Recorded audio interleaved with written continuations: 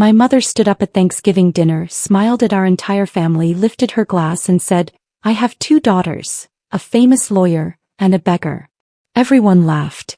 They were all looking at me. "My name is Sarah. I am 25 years old. Before you judge me, tell me in the comments, what would you do if your own mother publicly humiliated you like this?" Hit like, subscribe, and make sure to stay around. Let me tell you what happened next. It destroyed my family and exposed a secret they never expected me to find. The dining room glowed with warm light. 20 relatives crowded around the long table, their voices mixing with the smell of turkey and stuffing. I sat near the end next to my cousin Marcus, feeling small in the noise. My mother stood suddenly, tapping her wine glass with a fork. The room quieted. "I want to make a toast," she announced, her voice bright and confident. She looked beautiful in her red dress, her blonde hair perfectly styled. "I'm blessed with 2 wonderful daughters." She paused, and I saw my sister Victoria smile from across the table.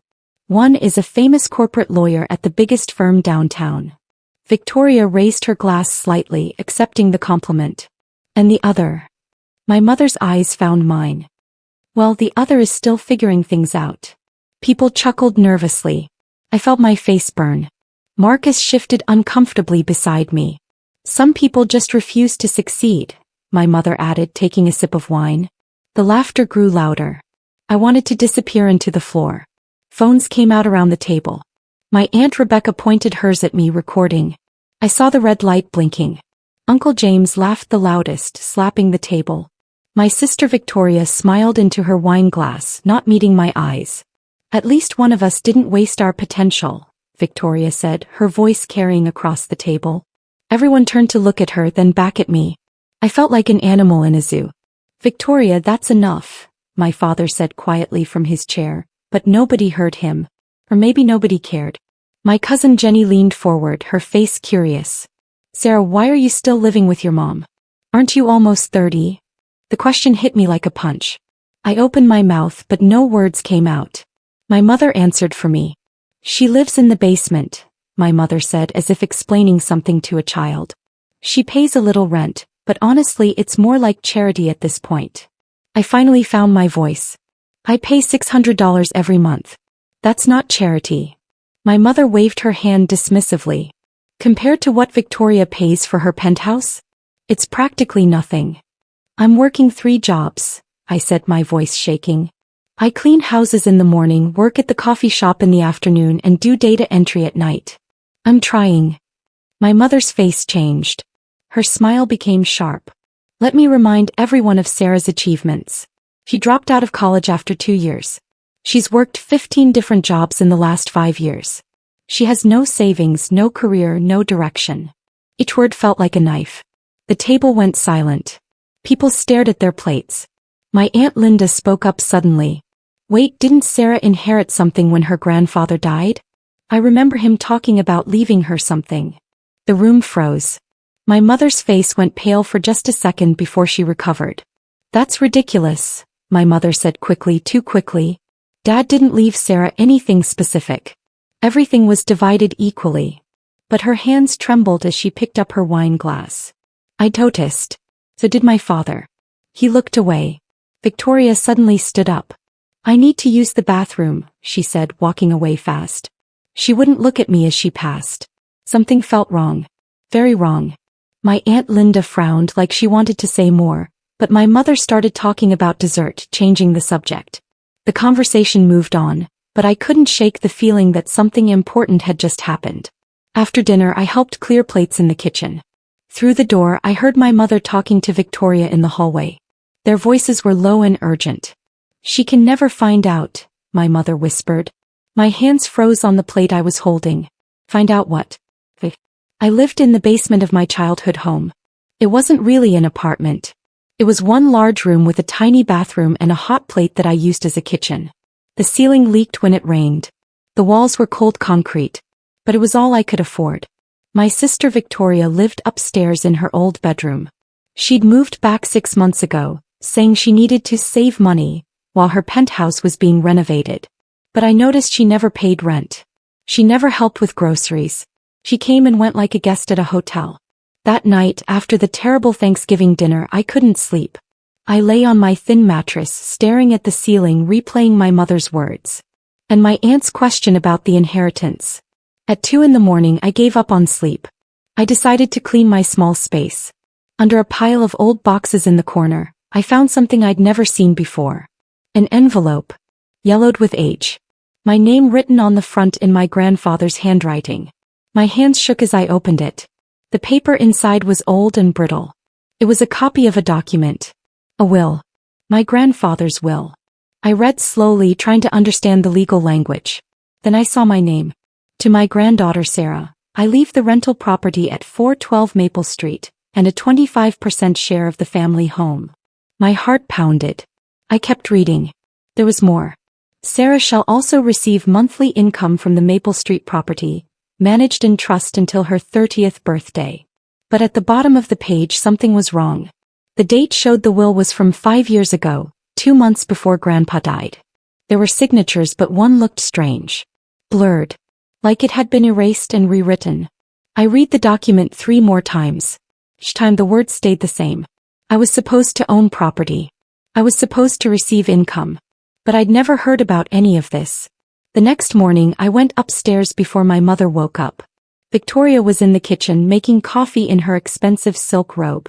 She looked surprised to see me. "We need to talk," I said, putting the envelope on the counter. Victoria's face went white. She stared at the envelope like it was a snake. "Where did you find that?" "In my room. Where it was apparently hidden." I crossed my arms. "Did you know about this?" She was quiet for a long moment. Then she sighed and sat down at the table. "Mom did what she had to do." My stomach dropped. "What does that mean?" Victoria looked at me finally. Her eyes were tired. "Grandpa's will was complicated. Mom was his executor. She said there were debts. That the rental property had to be sold to cover them.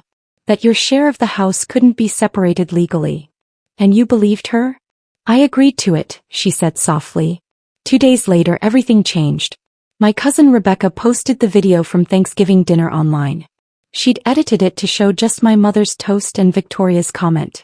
The caption read, "When your own mom calls you the beggar daughter face with tears of joy #family drama #Thanksgiving 2024. The video went viral.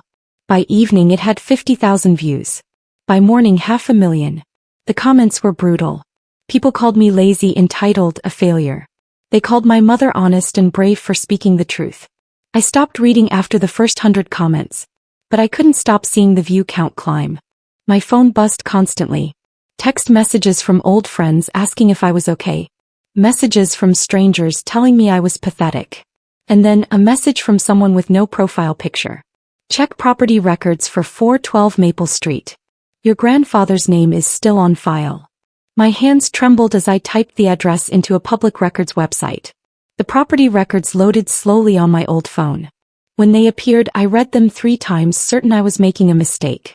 Owner: Margaret Chin, my mother. Previous owner: Robert Wilson, my grandfather. Transfer date: March 15, 2020. But Grandpa had died in February 2020. The property was transferred a month after his death. I kept digging through the records. Then I found something else. There was another entry. A deleted one, showing in the history. It showed my name as co-owner, dated February 20, 2020. Then it was removed and replaced with just my mother's name on March 15. My whole body felt cold. Someone had removed my name from ownership. Someone had stolen my inheritance. I looked up the rental property address on a map. It was a small house 3 miles away. According to the records, it had been rented continuously for 5 years. Someone had been collecting that rent money. I found a probate lawyer through an online search. Her name was Miss Patricia Rodriguez, and she agreed to see me the next day. Her office was small but professional. She listened to my story without interrupting, taking notes on a yellow legal pad. When I finished, I handed her the envelope with the will copy. She read it carefully, then pulled out her computer and started searching. The clicking of her keyboard filled the silence. After 20 minutes, she looked at me. Her face was serious. "This is fraud," she said quietly. "Serious fraud. And it wasn't accidental." "What do you mean?" She turned her computer screen toward me. "I found the official will filed with the probate court. It's different from this copy. Your grandfather's signature is different. Someone changed the will after he died, then transferred the assets quickly before anyone could check. My throat felt tight. Can you prove it? I think so, Ms. Rodriguez said. And Sarah, there's something else you need to know. Ms. Rodriguez pulled up more documents on her screen. According to the probate records, you were supposed to inherit 25% ownership of your family home and full ownership of the rental property at 412 Maple Street. I already knew that part. But she wasn't finished. The rental property has been leased continuously for 5 years. At $1,500 per month, that's $90,000 in rental income. The number hit me like a truck. $90,000. Money that should have been mine. Where did that money go? I whispered. Ms. Rodriguez showed me bank records she'd requested. It was deposited into an account in your mother's name. She's been collecting your inheritance for 5 years. I felt sick. All those times my mother had called me a failure. All those comments about me being a beggar. And she'd been stealing from me the entire time. There's more, Ms. Rodriguez said gently. She pulled up another document. A loan application from 3 years ago. My hands started shaking before she even explained. Someone took out a $30,000 personal loan using your name and social security number, she said. It was never paid back. It destroyed your credit score. That explained everything. Why I couldn't get approved for an apartment. Why credit card companies rejected me. Why I'd been trapped in that basement, unable to escape. Who took out the loan? I asked, though I already knew. The signature says it's yours. But I compared it to your real signature on your driver's license. It's not even close. Someone forged it. Ms. Rodriguez leaned forward. Sarah, your mother didn't just steal your inheritance. She actively sabotaged your ability to become independent. She wanted to keep you dependent on her. The room spun. Everything made sense now. The constant criticism. The public humiliation. She kept me poor and desperate on purpose. That night, I confronted my mother in the living room. Victoria was there too, sitting on the couch. I'd practiced what to say, but when I saw them together, the words came out different. I know what you did, I said, my voice steadier than I felt. I found Grandpa's real will. I know about the rental property. I know about the loan you took out in my name. My mother's face went through several expressions. Shock, fear, and then anger. She stood up fast. You ungrateful little brat, she hissed. After everything I've done for you. I gave you a place to live when nobody else would. You stole $90,000 from me, I said. You ruined my credit. You destroyed my life. She stepped closer, her face red. I protected you. That money would have been wasted on you. You can't manage anything. Look at your life. You're calling the police? Victoria asked, her voice small. No, I said. I'm calling my lawyer. We're taking this to civil court. My mother's eyes went wide. Then narrow. You'll regret this, she whispered. The next morning, Victoria posted a video on social media. She was crying, her makeup running down her face. The video was titled, My Sister is Destroying Our Family. Sarah is suing our mother over money, she sobbed. She's accusing Mom of fraud over a simple misunderstanding about Grandpa's estate. She's doing this because she's jealous of my success. Because she can't accept that she failed at life. The video got 1 million views in 6 hours. The comments were vicious. People called me greedy, evil, a liar. They said I was trying to steal from my poor mother. Nobody knew the truth. Then things got worse. My boss at the coffee shop called me into his office. Sarah, I received an anonymous email this morning. It contains some very serious accusations about you. My stomach dropped. What kind of accusations? He showed me his computer. The email claimed I'd been stealing from the register. That I'd been rude to customers. That I'd lied on my job application. All lies. I don't believe it, I said desperately. None of that is true. My boss, Mr. Hendricks, looked uncomfortable. I don't want to believe it either. You've been a good employee. But there are screenshots. Text messages allegedly from you. I have to take this seriously. Those are fake, I said. Someone is trying to ruin my reputation. He sighed heavily. I need you to take a few days off while we investigate. With pay, he added quickly, seeing my face. This isn't a suspension. Just a precaution. I left the coffee shop feeling hollow. Someone had sent that email. Someone wanted me fired. I knew exactly who. When I got home there was a letter in the mail. From my cleaning company. They were letting me go due to concerning reports about my work quality. Another lie. Another attack. In one day I'd lost 2 of my 3 jobs. Bills were due in a week. Rent was due in 2 weeks. I sat in my basement room and cried for the first time since this started. Then I called Ms. Rodriguez. Ms. Rodriguez worked fast. Within a week she'd collected more evidence than I knew existed. She found the original will with my grandfather's real signature.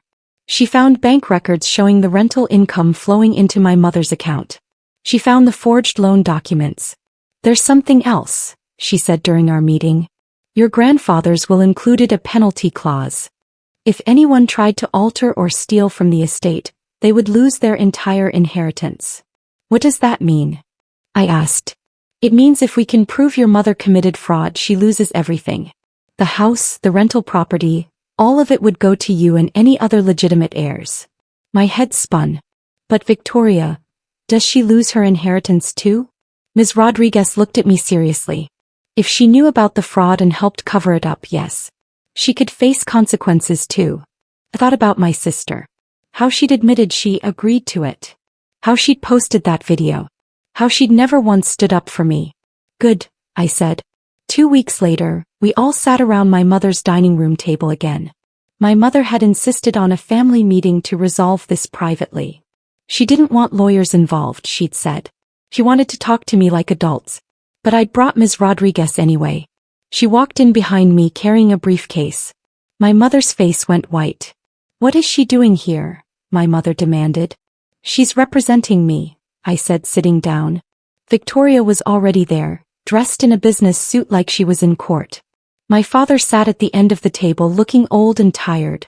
Ms. Rodriguez opened her briefcase and pulled out a thick folder. She laid documents on the table one by one. Copies of the real will. Bank statements. The forged loan papers. Property records. These documents prove systematic fraud over 5 years, Ms. Rodriguez said calmly. Sarah is entitled to full restitution plus damages. Nobody spoke.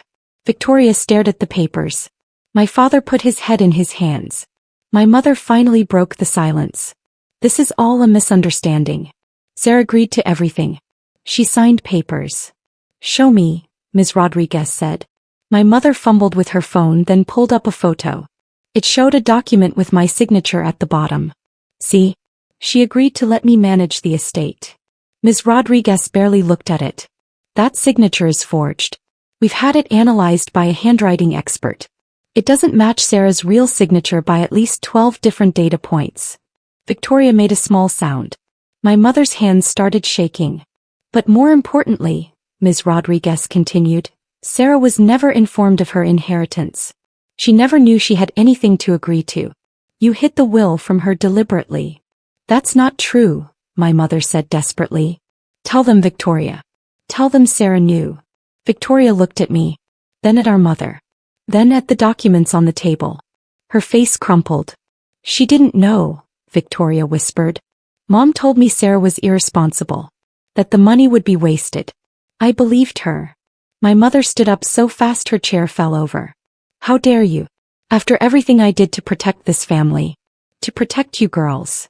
You didn't protect anyone, I said, finding my voice. You stole from me. You destroyed my credit. You sabotaged my life so I'd be dependent on you forever.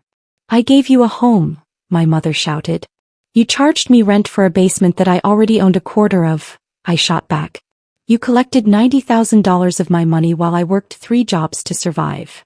Ms. Rodriguez laid another document on the table. This is a settlement offer. You return all of Sarah's inheritance plus interest.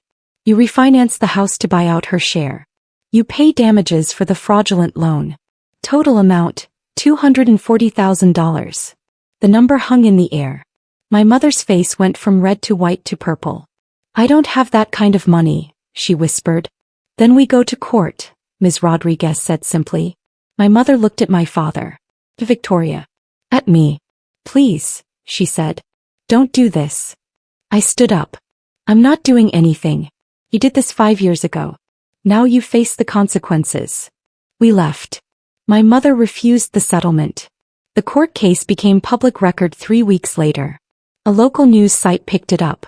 Daughter sues mother over stolen inheritance, the headline read. Suddenly, everyone who'd watched that viral Thanksgiving video knew the truth. The comments changed overnight. People who'd called me a beggar now called my mother a thief. People who'd laughed at me now apologized. The internet is fickle that way. The court date arrived on a cold January morning. I wore the only nice outfit I owned. Victoria was there sitting on my mother's side. They'd hired a lawyer but he looked nervous. The judge was a woman in her 60s with sharp eyes. She listened to both sides present their cases. Ms. Rodriguez showed the evidence piece by piece. The forged signatures. The hidden bank accounts. The fraudulent loan. The timeline of theft. My mother's lawyer argued that it was a family misunderstanding. That my mother had managed the estate in good faith. That I was just bitter about my sister's success. Then the judge asked one question that changed everything. Mrs. Chin, the judge said looking at my mother over her glasses. Did you inform your daughter Sarah about her inheritance at any point in the last 5 years? My mother hesitated. I could see her mind working trying to find the right answer. I meant to. But she was going through a difficult time. I didn't want to burden her. That's not what I asked, the judge said firmly. Did you inform her yes or no? Not explicitly but... Yes or no? No, my mother admitted quietly. And did you use funds from her inheritance for your own expenses? Another pause. Some of it went to household expenses that benefited everyone. The judge made a note. Including Sarah, who was paying rent to live in a house she partially owned? My mother's lawyer whispered something to her. She didn't answer. The judge looked at the documents again. This case is more clear than most I see. I'm ordering a recess to consider damages. We'll reconvene in 1 week. That week felt like a year. When we returned to court, the room was packed. Somehow the media had found out. Cameras lined the back wall. I saw my Aunt Linda there and my cousin Marcus. They smiled at me.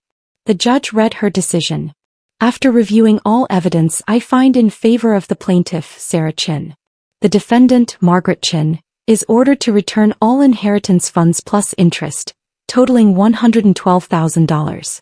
Additionally, the family home will be appraised and Sarah's 25% share must be bought out at market value or the house must be sold. My mother made a choking sound. Furthermore, the judge continued, Mrs. Chin will pay $25,000 in punitive damages for fraud and identity theft. The fraudulent loan will be removed from Sarah's credit report, and Mrs. Chin is responsible for any damage to Sarah's credit score. The gavel came down. I'd won. I'd actually won. My mother slumped in her chair. Victoria put her arm around her but she was crying too. Their lawyer closed his briefcase with a snap. Outside the courthouse, Ms. Rodriguez hugged me. You did it, she said. The fallout was immediate and brutal. My mother had to sell her car to start paying what she owed. Victoria's law firm saw the news coverage. They didn't fire her but they didn't promote her either. Her famous lawyer status took a hit when people found out she'd helped cover up fraud. Family members stopped talking to my mother. My Aunt Linda called me to apologize for not pushing harder that Thanksgiving night.